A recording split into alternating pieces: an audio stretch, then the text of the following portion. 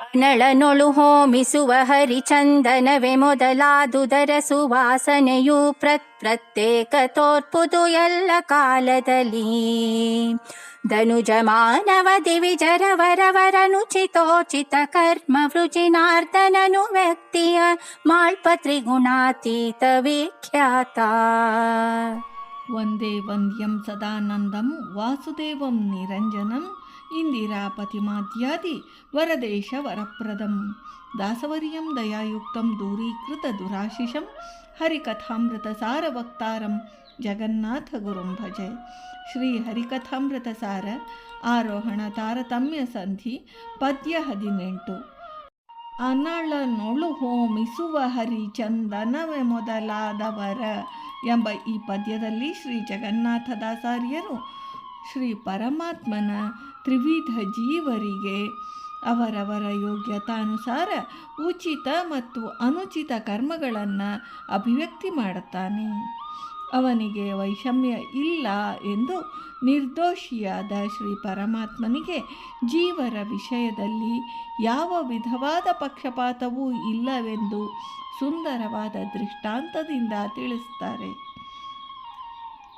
ಅನಳನೊಳು, ಅನಳ ಎಂದರೆ ಅಗ್ನಿ ಎಂದರ್ಥ.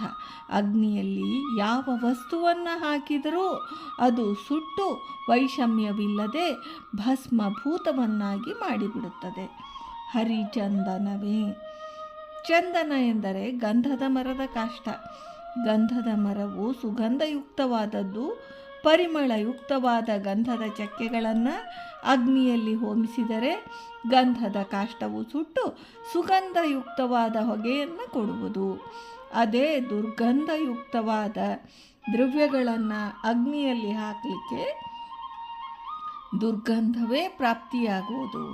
ಇದರಿಂದ ಸುಡುವ ಅಗ್ನಿಗೆ ಅನಳನಿಗೆ ಇದು ಸುಗಂಧ, ಇದು ದುರ್ಗಂಧ ಎಂದು ತಾರತಮ್ಯ ಭೇದವಿಲ್ಲ. ಆಯಾಯ ವಸ್ತುಗಳ ಸ್ವಭಾವಕ್ಕೆ ಅನುಗುಣವಾಗಿ ಭಸ್ಮದ ವಾಸನೆಯು ಅಭಿವ್ಯಕ್ತವಾಗುವುದು, ಪ್ರತ್ಯೇಕವಾಗಿ ತೋರ್ಪುದು. ದ್ರವ್ಯಗತ ಸುಗಂಧವು ಪ್ರತ್ಯೇಕವಾಗಿ ವ್ಯಕ್ತವಾಗುವುದು. ಇದು ಸಾರ್ವಕಾಲಿಕ ಸತ್ಯ.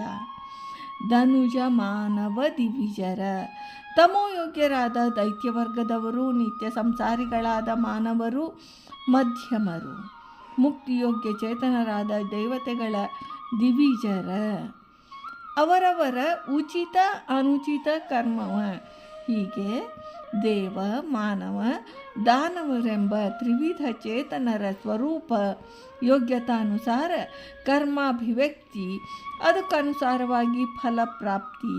ಭಿನ್ನ ಜೀವರು, ಭಿನ್ನ ಕರ್ಮಗಳು, ಭಿನ್ನ ಫಲಪ್ರಾಪ್ತಿ.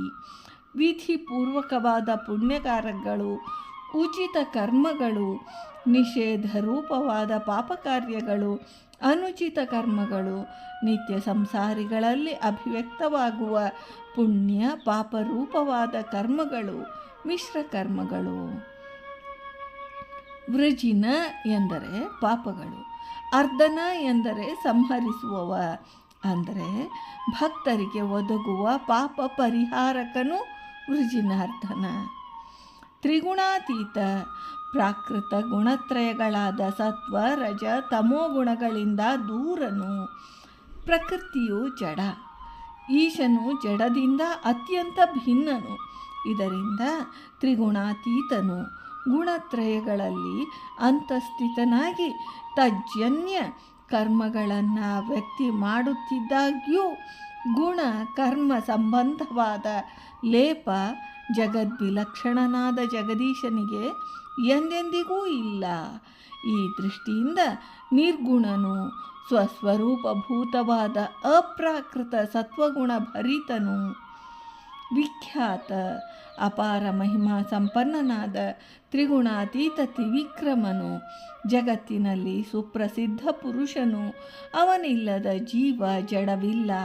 ಜಡವಸ್ತುಗಳ ಸಹಜವಾದ ಗುಣಧರ್ಮಗಳ ಅಭಿವ್ಯಕ್ತಿ, ಚೇತನರ ತ್ರಿವಿಧ ಜೀವರುಗಳ ಸ್ವರೂಪ ಯೋಗ್ಯತಾ ರೂಪವಾದ ಗುಣಗಳ ಅಭಿವ್ಯಕ್ತಿ ಈಶನ ಸ್ಥಿತ್ವದಿಂದಲೇ ಆಗುವುದು ಎಂದು ಶ್ರೀ ಜಗನ್ನಾಥದಾಸಾರ್ಯರು ಈ ಪದ್ಯದಲ್ಲಿ ತಿಳಿಸಿದ್ದಾರೆ. ಭಾರತೀ ರಮಣ ಮುಖ್ಯ ಪ್ರಾಣಾಂತರ್ಗತ ಬೃಂದಾವನ ವಿಹಾರಿ ಶ್ರೀಕೃಷ್ಣಾರ್ಪಣಮಸ್ತು.